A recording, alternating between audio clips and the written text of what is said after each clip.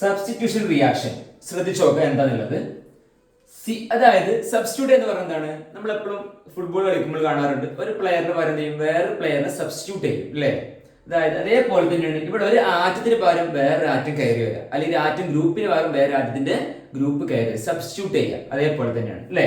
അത് ശ്രദ്ധിച്ചു നോക്കാം. നമ്മുടെ CH4ലേക്ക് നമ്മൾ എന്താണ് റിയാക്ട് ചെയ്യുന്നത്? Cl2 ആണ് അല്ലെ? CH4 ഒരു സിയും 4 H ഉം.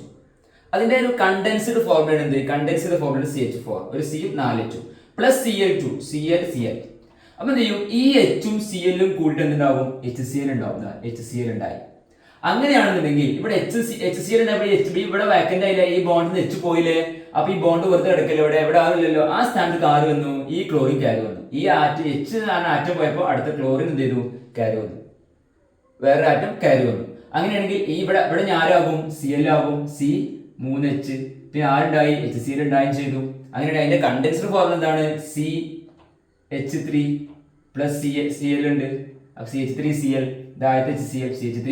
HCl ഉണ്ടായി. അങ്ങനെയാണെങ്കിൽ ഇതിന്റെ പേരെന്താ? CH4 എന്താണ്? മീഥൈൻ ആണ് അല്ലേ? ഒരു കാർബൺ ഉള്ളൂ, മീഥൈൻ. അങ്ങനെയാണെങ്കിൽ ഇവിടെ എന്തുണ്ട്? ഒരു മീഥൈന്റെ കൂടെ എന്തുകൂടി വന്നു? ക്ലോറിനും കൂടി വന്നു. Chloro methane.